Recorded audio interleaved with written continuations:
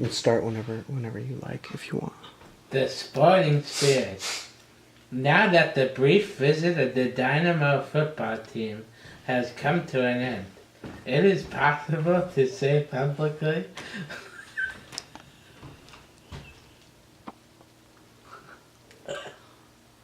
what many thinking people were saying privately before the Dynamos even arrived. That is that the sport is an unfailing cause of ill will, and that if such a visit as this land has any effect at all on Anglo-Soviet relations, it could only be to make them slightly worse than before.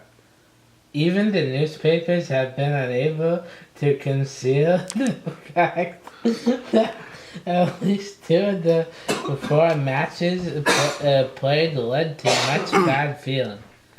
At the Arsenal match, I am told by someone who was there, a British and a Russian player came to blows and the crowd booed the referee.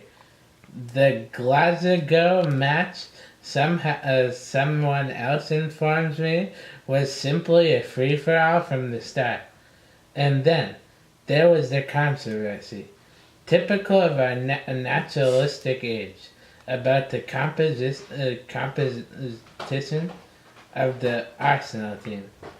Was it really an all-England team, as claimed by the Russians, or merely a league team, as claimed by the British? And did the Dynamos end their tour abruptly in order to avoid playing an all-England team? As usual, everyone answers these questions according to his political predictions. No doubt the controversy will continue to echo for years in the footnotes of history books. Meanwhile, the result of the Dynamo's tour insofar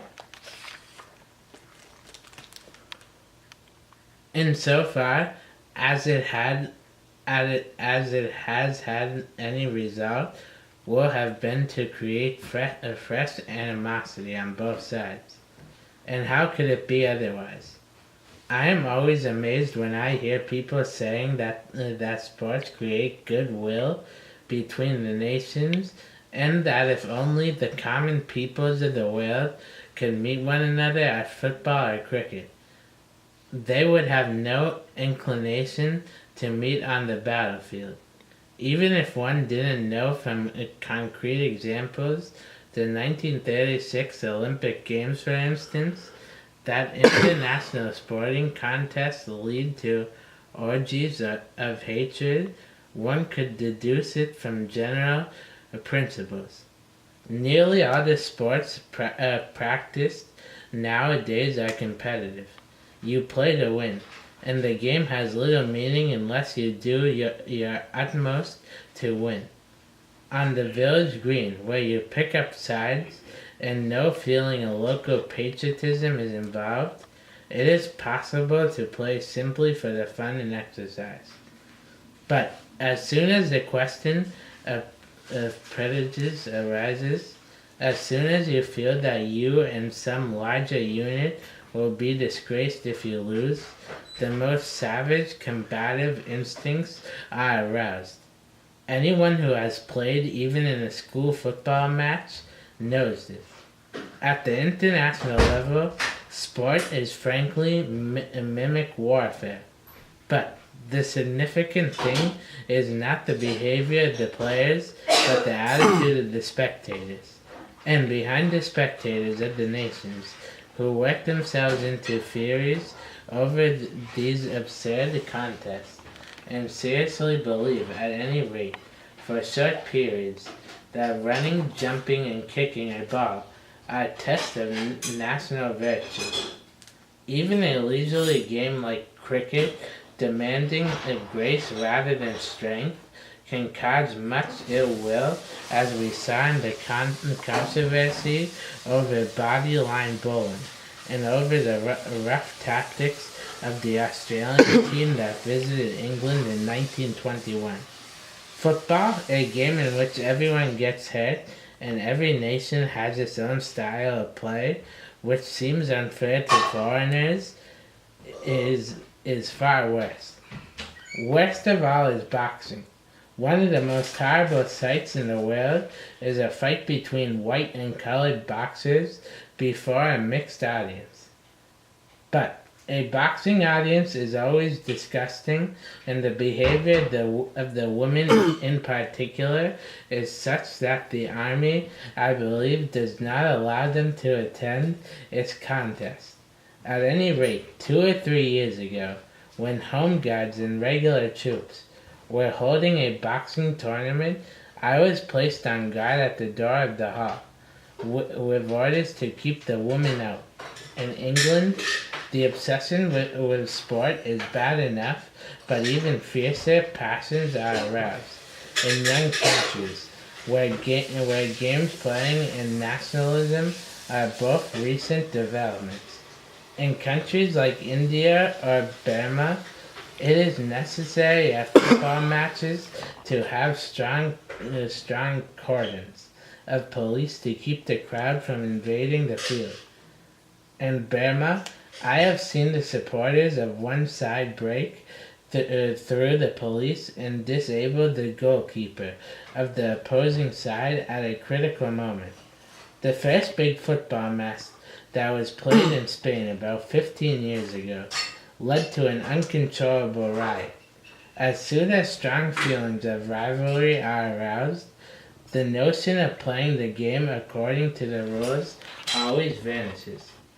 People want to see one side on top and the other side humiliated, and they forget that victory gained through cheating or through the intervention of the crowd is meaningless. Even when the spectators don't intervene physically, they try to influence the game by cheering their own side and rattling opposing players with boos and insults. Serious sport has nothing to do with fair play. It is bound up with hatred, jealousy, boastfulness, disregard of all rules, and sadistic pleasure and witnessing violence. In other words, it is war minus the shooting. Instead of blah blahing about the clean, healthy rivalry of the football field and the great part played by the Olympic Games in bringing the nations together, it is more useful to inquire how and why this modern cult of sports arose. Most of the games we now play are of ancient origin, but sport does not seem to have been taken very seriously between Roman times and the 19th century. Even in the England public schools, the games cult did not start till the later part of the last century. Dr. Arnold, generally regarded as the founder of the modern public school, looked on games as simply a waste of time. Then, chiefly in England and the United States, games were built up into a heavily financed activity, capable of attracting vast crowds and rousing savage passions, and the infection spread from country to country. It is most violently combative sports, football and boxing, that have spread the widest. There cannot be much doubt that the whole thing is bound up with the rise of nationalism, that is, with the lunatic modern habit of identifying oneself with large power units and seeing everything in terms of competitive prestige. Also, organized games are more likely to flourish in urban communities where the average human being lives a sedentary, or at least a confined life, and does not get much opportunity for creative labor. In a rustic community, a boy or young man works off a good deal of his surplus energy by walking, swimming, snowballing, climbing trees, riding horses, and by various sports involving cruelty to animals, such as fishing, cockfighting, and feathering for rats. In a big town, one must indulge in group activities if one wants an outlet for one's physical strength or for one's sadistic impulses. Games are taken seriously in London and New York, and they were taken seriously in Rome and by a stadium. In the Middle Ages, they were played and probably played with much physical brutality, but they were not mixed up with politics nor a cause of group hatreds. If you wanted to add to the vast fund of ill will existing in the world at this moment, you could hardly do it better than by a series of football matches between Jews and Arabs, Germans and Cossacks, Indians and British, Russians and Poles, and Italians and Yugoslavs. Each match to be watched by a mixed audience of 100,000 spectators. I do not, of course, suggest that sport is one of the main causes of international rivalry. Big-scale sport is itself, I think, merely another effect of the causes that have produced nationalism. Still, you do make things worse by sending forth a team of 11 men labeled as national champions to do battle against some rival team and allowing it to be felt on all sides that whichever nation is defeated will lose face. I hope, therefore, that we shan't follow up the visit of the Dynamos by sending a British team to the USSR. If we must do so, then let us send a second-rate team which is sure to be beaten and cannot be claimed to represent Britain as a whole. There are quite enough real causes of trouble already, and we need not add to them by encouraging young men to kick each other on the shins amid the roars of infuriated spectators. Cool, man. Thank you.